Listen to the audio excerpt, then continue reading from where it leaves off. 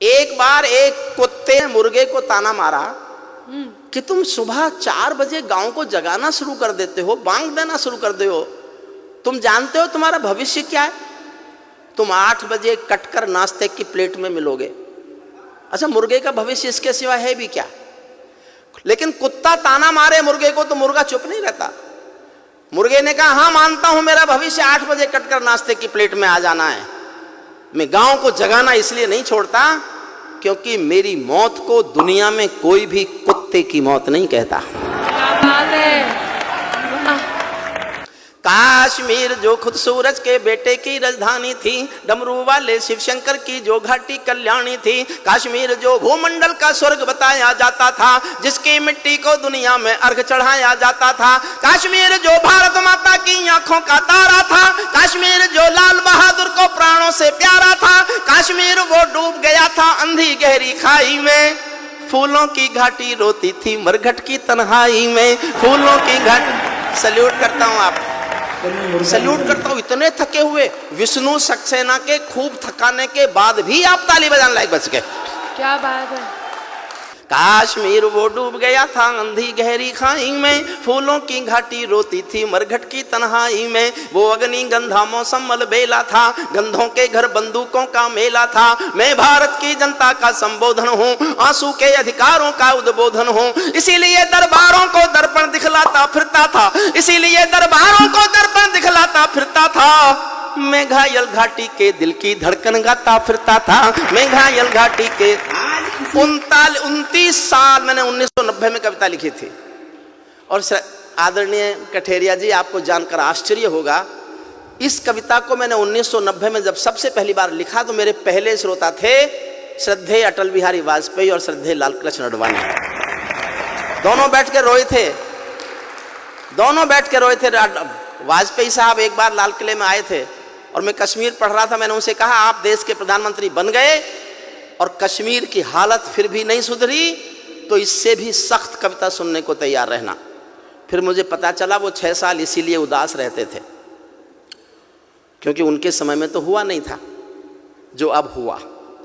मन से सुनिए, मैं अपना मन पूरा इस कविता के साथ आपसे जोड़ना चाहता हूँ। इसीलिए दरबारों को दर्पण दिखलाता फिरता था, मैं घायल घाटी के दिल की धड़कन गाता फिरता था। हमने नारों में गाया था सब कश्मीर हमारा था, जब जब भी छू कर देखा हिम चोटी में अंगारा था। काश्मीर था जहाँ तमंचे थे केसर की क्यारी में, काश्मीर था जहाँ तमंचे थे केसर की क्यारी में, काश्मीर था जहाँ रुदन था बच्चों की किलकारी में, काश्मीर था जहाँ तिरंगे झंडे फाड़े जाते थे, 47 के बंटवारे के घाव उघाड़े जाते थे, काश्मीर था जहां हौसलों के दिल तोड़े जाते थे, खुदगर्जी में जेलों से हत्यारे छोड़े जाते थे, खुदगर्जी में जेलों से हत्यारे छोड़े जाते थे।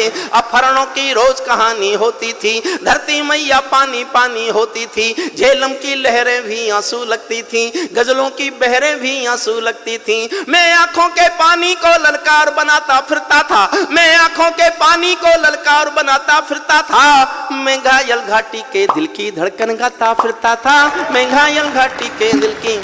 काश्मीर था जहां गर्द में चंदा सूरज तारे थे, झरनों का पानी रक्तिम था झीलों में अंगारे थे, काश्मीर था जहां फिजाएं घायल दिखती रहती थी, गर्म हवाएं घाटी का राशि फल लिखती रहती थी, काश्मीर था जहां दरिंदों की मनमानी चलती थी, घर घर में एक 56 की दर्द कहानी चलती थी, काश्मीर था जहां हमारा राष्ट्रगान शर्मिंदा था, समर्थन करना जी भर के करना।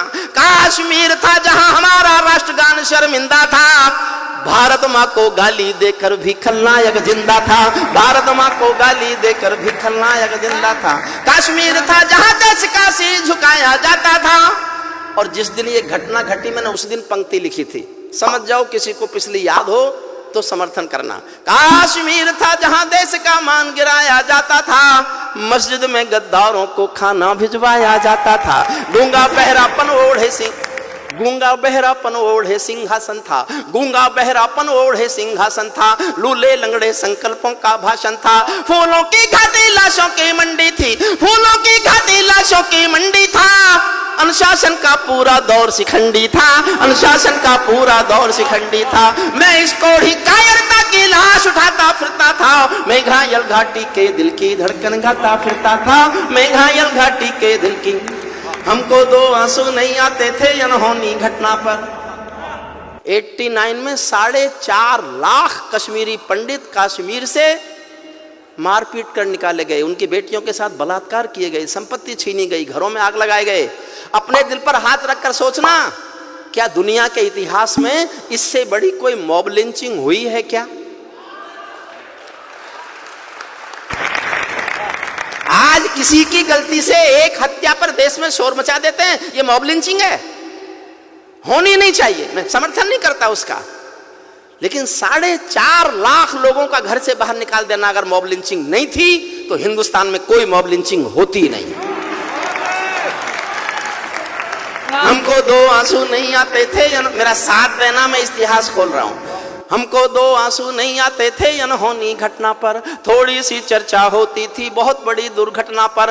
राजमहल को शर्म नहीं थी, घायल होती छाती पर, भारत मुर्दाबाद लिखा था श्रीनगर की छाती पर। मन करता था फूल चढ़ा दूं लोकतंत्र की अर्थी पर।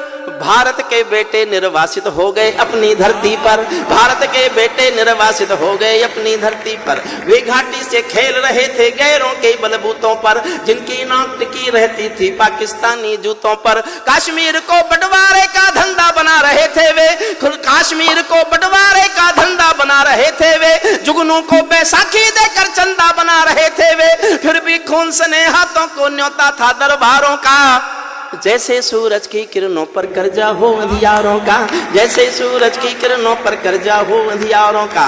कुर्सी भूखी थी नोटों के थैलों की, कुर्सी भूखी थी नोटों के थैलों की, कुलवंती दासी हो गई रखेलों की। एक नाम लेता हूं कविता में, उसका नाम सुनकर आपके दिल में आदर की, प्यार की, सम्मान की हिलोर उठे तो उस हिलोर को तालियों में बदल देना। कुर्सी भूखी थी नोटों के थैलों की, कुलवंती दासी हो गई रखेलों की। घाटी आंगन हो गई खूनी खेलों की, बहुत जरूरत थी सरदार पटेलों की, बहुत जरूरत थी सरदार पटेलों की। मैं घाटी के आंसू का संतरास मिटाता फिरता था, मैं घायल घाटी के दिल की धड़कन गाता। एक छंद पढ़ रहा हूं साहब। भारत मां को इस समय सोने दो, बड़ी मुश्किलों से इस बहादुर सरकार की कोशिशों के बाद भारत मां सुकून से सोने की हालत में आ गई। वाह वाह वाह वाह वाह, बहुत बढ़िया। मैं एक छंद पढ़ रहा हूं। जब चौराहों पर हत्यारे महिमा मंडित होते थे, जब चौराहों पर हत्यारे महिमा मंडित होते थे, भारत मां की मर्यादा के मंजर खंडित होते थे। जब कृष भारत के नारे थे गुलमर्गा की गलियों में, शिमला समझौता जलता था बंदूकों की नलियों में। तो केवल आवश्यकता थी हिम्मत की खुददारी की, तो केवल आवश्यकता थी हिम्मत की खुददारी की। 56 इंची सीने में ही आशा थी दमदारी की, 56 इंची सीने, 56 इंची सीने से ही आशा थी दम, 56 इंची सीने से ही आशा थी दमदारी की। संविधान को बदल दिया है घाटी गैर नहीं होगी, जहां तिरंगा नहीं मिलेगा उनकी खैर नहीं होगी, जहां तिरंगा नहीं मिलेगा। प्रणाम करता हूं आपको साहब, क्या बात है। इसीलिए आवश्यकता थी हिम्मत की खुददारी की, 56 इंची सीने से ही आशा थी दमदारी की। संविधान को बदल दिया है घाटी गैर नहीं होगी, जहां तिरंगा नहीं मिलेगा उनकी खैर नहीं होगी। जिनको भारत की धरती न भाती हो, भारत के झंडों से बदबू आती हो, जिन लोगों ने मां का आंचल फाड़ा हो, दूध भरे सीने में चाकू गाड़ा हो, मैं उनको चौराहों पर फांसी चढ़वाता फिरता था। मैं घायल घाटी के दिल की धड़कन गाता फिरता था, मैं घायल घाटी के दिल की। अंतिम छंद पढ़ता हूं। अभी भी उधर से बयान आते हैं हमारे पास 1 पाव का एटम बम है, हमारे पास आधी किलो का एटम बम है। देखिए साहब, मैं बोलना नहीं चाहता, सांसद जी आपसे अनुमति लेकर आपसे माफी मांग के बोलता हूं, और ये मैंने बहुत दुखी होकर बोला, ऐसे नहीं बोला। रोज डराता है हमको एटॉमिक युद्ध होगा, एटॉमिक युद्ध होगा। मैंने कुछ मेरे दोस्त साइंटिस्ट हैं उनसे पूछवाया कि मान लो एटॉमिक युद्ध हो ही जाए, क्योंकि उसका भरोसा क्या? जो दुनिया में किसी के भरोसे लायक नहीं है, हमारे लायक तो होगा ही क्या? मान लो हो ही जाए तो क्या होगा? बोले जी दोनों देशों के 25-25 करोड़ लोग मर जाएंगे। मैं एक दिन सोचता रहा, और जब उसी दिन शाम को मैंने उनके एक मंत्री का बयान सुना कि हम एटॉमिक युद्ध कर सकते हैं, तो मैंने कहा कि होने दो, होने दो, हम 25 करोड़ मरने को तैयार हैं, तुम तो रेगिस्तान हो गए, बचा क्या? अगर तुम अपने को पूरा मिटाकर हमारे थोड़े से कम कर दो तो हमें कोई नुकसान नहीं है, हमको जनसंख्या नियंत्रण कानून लाने की भी जरूरत नहीं है। फिर अंतिम पंक्तियां सुन लीजिए। अमरनाथ को गाली दी थी भीख मिले हथियार, ये अच्छी बात नहीं है जो मैं कह रहा हूं, लेकिन दुखी होके कह रहा हूं। अमरनाथ को गाली दी थी भीख मिले हथियारों ने, अमरनाथ को गाली। अंतिम पंक्ति पर और जोश देना, फिर तय करेंगे कि आगे क्या करना है। अमरनाथ को गाली दी थी भीख मिले हथियारों ने, चांद सितारे टांक लिए थे खून लिपि दीवारों ने, इसीलिए नाकाम रही है कोशिश सभी उजालों की, क्योंकि ये सब कठपुतली है रावलपिंडी वालों की। अंतिम एक चुनौती दे दो सीमा पार पड़ोसी को, गीदड़ कायरता ना समझे सिंहों की खामोशी को। हमको अपने खट्टे मीठे बोल बदलना आता है, हमको अब भी दुनिया का भूगोल बदलना आता है, हमको अब भी दुनिया का भूगोल